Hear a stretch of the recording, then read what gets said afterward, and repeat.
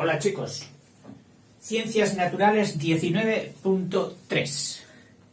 Estructura de la materia cristalina. Se debe a un tal Hauy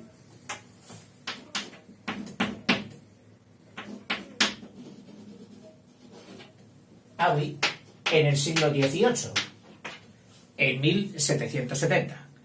La primera teoría sobre la estructura de la materia mineral cristalizada. Suponía que los cristales estaban formados por numerosas partículas de forma poliédrica. Estas eran las partículas, las unidades elementales que él decía que formaban la materia cristalina. Yuxtapuestas, es decir, unas a continuación de otras, formando conglomerados bastante acertada con la realidad. A estas moléculas, que ahora las llamamos modernamente celdas cristalinas o celdas unitarias, pues él las llamaba moléculas o partecitas integrantes. Así de fácil. ¿De qué están integradas? Pues de moléculas integrantes. La hipótesis de Hauy, que en un principio satisfizo los principios de la cristalografía, fue desechada por su imposibilidad de explicar todas las propiedades de los cristales, por ejemplo, la dilatación térmica. Aunque es correcta esta teoría en cuanto supone que las partículas más pequeñas de los cristales están distribuidas en perfecto orden. Es decir, el acierto de Hauy fue decir que la materia, las partículas, están distribuidas en perfecto orden. Orden era la palabra importante. Que tú dirás, bueno, pero eso ya se supone hoy. Pero en aquel tiempo nadie había observado, o no lo dijo, que las partículas interiormente podían estar ordenadas. Se suponía más bien que serían, pues, lo que hoy entendemos por amorfo, que ahora lo vamos a ver a continuación. Más tarde, Bravais,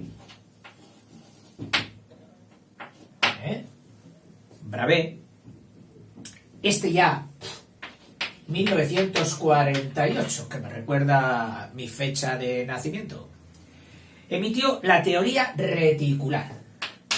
Es decir, teoría reticular. Reti significa red. O sea, que había como una red. Y sustituyó el término de moléculas integrantes por el de moléculas químicas. O sea, teoría reticular, cuyas unidades fundamentales eran moléculas químicas. Esto fue uno de los avances de Bravais. Según dicha teoría, las moléculas que forman la materia cristalina se disponen en los nudos de redes paralelepipédicas. En redes, vamos a escribir la palabra paralelepipédicas. Un paralelípedo es un cuerpo volumétrico con caras paralelas.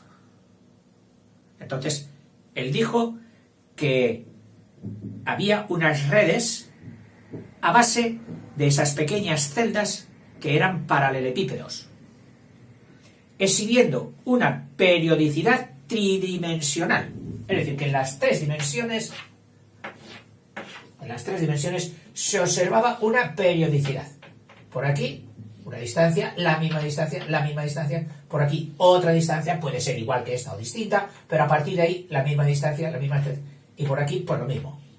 Tanto si era igual que estas como si eran distintas, se observaba periodicidad. Y en cualquier lugar del volumen se observaba esta periodicidad tridimensional, que disponen de distancias constantes y según las tres direcciones del espacio.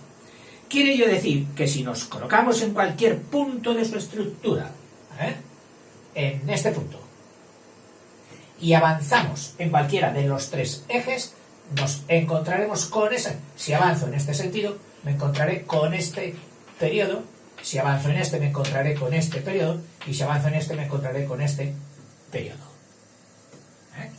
Eso se daba en toda el volumen de la estructura cristalina. Encontraríamos un ordenamiento idéntico de las moléculas componentes de la estructura. De esta manera, se introdujo para la estructura de los cristales el concepto de periodo discontinuo. Periodo discontinuo, que ha perdurado hasta nuestros días. Las moléculas se hallan dispuestas, las moléculas químicas se hallan dispuestas en filas. Esto sería una fila. Lógico parece. La distancia entre dos moléculas de una misma fila recibe el nombre de periodo. Esta L es el periodo. Un conjunto de filas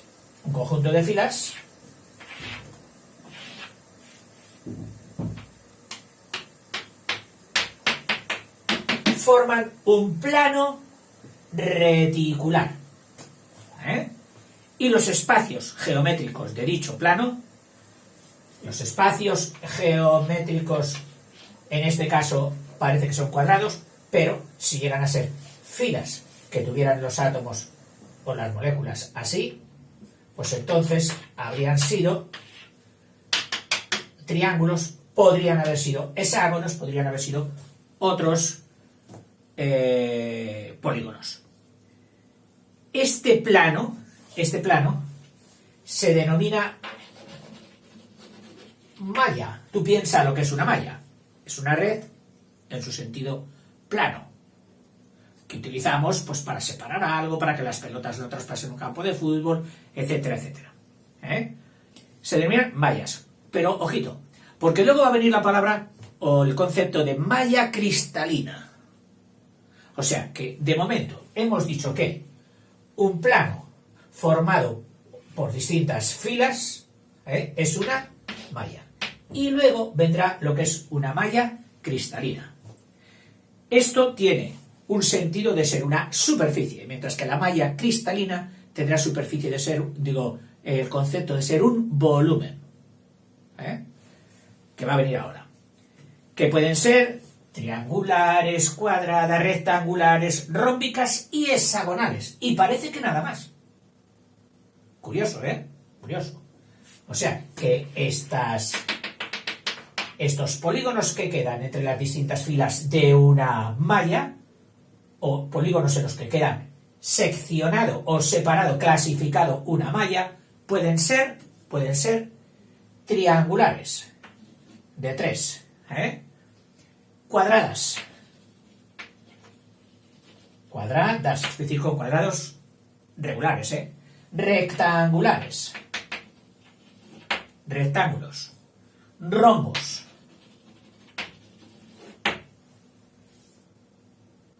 y hexagonales.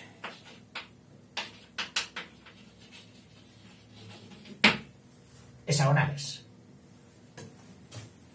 La intersección de varias filas, es decir, ahora hablamos ya no de paralelismo y construcción de una malla, sino una fila con sus nudos, con sus partículas, sus átomos, o sus moléculas, o sus iones, que pueden ser las tres cosas, intersectado por otras filas, donde en esas intersecciones es donde está lo que se llama el nodo, que es la misma palabra que nudo.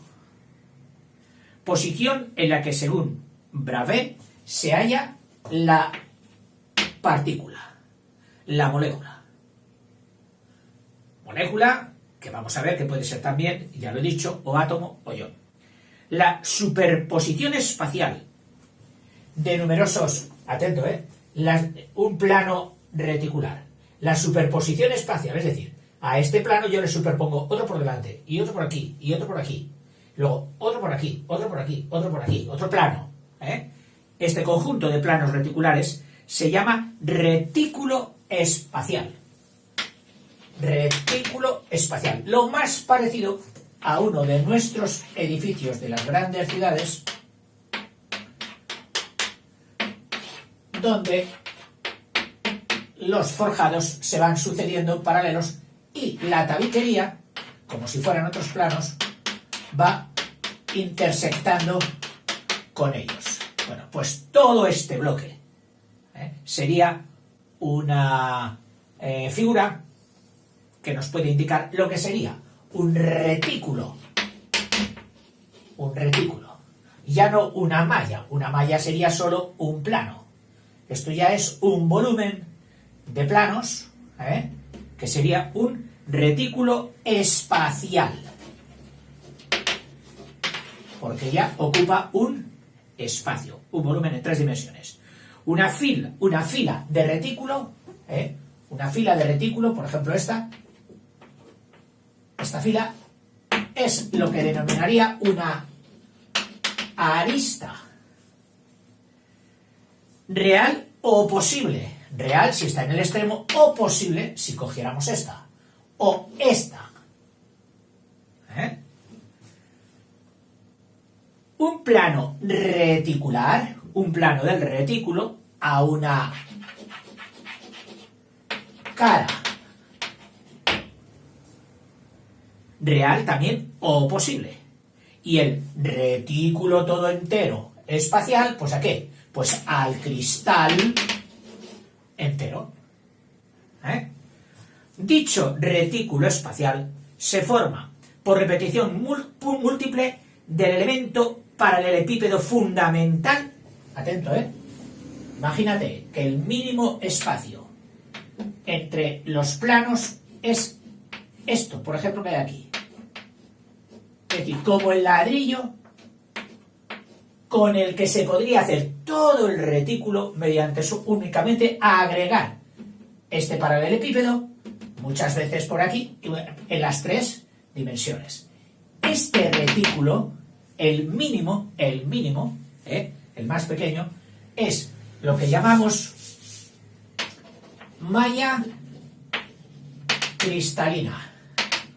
O, también se llama en otros libros, celda unitaria. Malla cristalina o celda unitaria. Y estamos hablando de un volumen chiquitín, pero un volumen, un paralelepípedo. Bravais dedujo la existencia de 14 tipos de retículos elementales o mallas cristalinas. Cada malla viene determinada por 3 aristas que se cortan en un punto, 3 aristas, 1, 2 y 3, que se cortan, a ver, mejor vamos a colocarlas así, que es como las suelen colocar, es decir, como si fuera un triedro. Pues aquí estarían 3 aristas, una arista, otra y otra que se cortan en un punto. Esos son los ejes cristalográficos. El eje A, el eje B y el eje C. Y el A es el primero y prioritario y siempre se le coge al que enfoca hacia el observador. El eje A. Y por 3 ángulos que forman entre sí. Este sería el ángulo alfa, este sería el ángulo beta, y este sería el ángulo gamma. O sea, 3 ejes, 3 ángulos. Bien, lo mismo que le pasó a Howie, le va a pasar a Bravais. Su teoría ha sido modificada. Dice, fue confirmada primero en 1912, por el físico alemán Laue,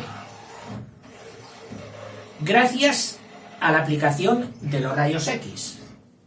A ver, Bravais dice que en 1948, y solo me pone esto, supongo yo que se referirá a la edad de su muerte, porque para estar en 1912 y ser su teoría confirmada por el físico alemán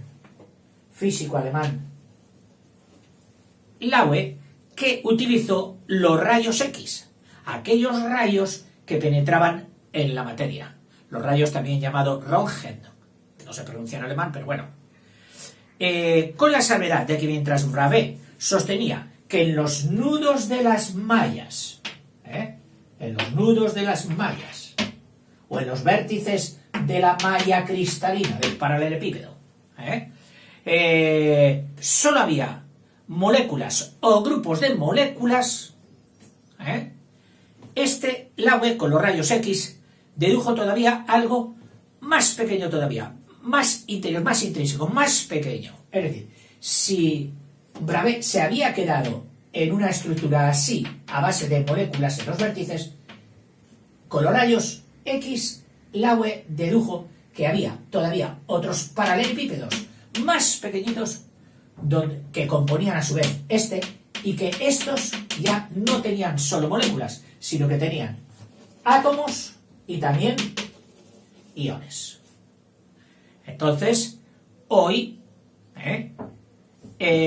además, estas partículas no solamente pueden encontrarse en los nudos o mallas de las mallas simples, sino también en otros lugares como, o sea, que estos nudos, dice, no solo se encuentran en la intersección de las filas, componiendo una malla plano, sino que también los átomos y los iones pueden encontrarse, y las moléculas, en medio de las aristas de esa distancia, en el centro de las caras y en el centro del paralelepípedo. Ahí. Entonces esto da lugar a unas mallas ya no simples, que serían las que estuvieran formadas por los vértices, sino que al tener moléculas o iones centradas tanto en cara como en el centro del paralelepípedo, entonces ya se llaman mallas complejas. Normal. Así pues, el estudio de la estructura de la materia cristalina ha esclarecido que existen retículos o edificios donde los protagonistas de las distancias son átomos, y esos serían retículos atómicos. Pero también hay otros retículos donde esas distancias simples están acotadas no por átomos, sino por iones, y esa será dar lugar a edificios o retículos iónicos. Y por último, las anteriores que ya había predicho Bravais, pues serán las de retículos moleculares. En fin, hasta aquí. Es curioso que para la cristalografía necesitamos ese factor de la inteligencia que llaman el factor espacial, que es aquel que nos permite reconocer los cuerpos en el espacio, pero después de haber sido volteados en cualquier dirección, y reconocer que son los mismos. Ah, no, ese es el mismo que... ¿Sí? Sí, lo que pasa es que está en otra postura. Ah, oye, pues yo me creí que era otro. Ah, ese que se ha dado cuenta de que es la misma figura pero volteada es que tiene buen factor espacial, que es un factor muy importante y que no solo lo utilizamos para estudiar cristalografía, sino que lo utilizamos en acciones vulgares y corrientes de la vida. Cuando tú vas a meter un tenedor en una cajita, pues es que ya has calculado que ese tenedor, cuando esté allí, es decir, desplazado de cómo lo ves, va a caber. Has utilizado el factor espacial. Y si le dices a uno, oye, trae 5 sillas, y se pone a ponerlas en un rincón aquí, clac, dice, oye, pero no te das cuenta, ya ha puesto 2, y tú le dices, para, ¿no te das cuenta de que no van a caber? ¿No? No van a caber. tú ya te las has imaginado las sillas, no donde están que las ves, sino te las has imaginado aquí, y puestas en otra postura. Ese sería el factor espacial. Bueno, y seguiremos viendo cristalografía. Hasta luego.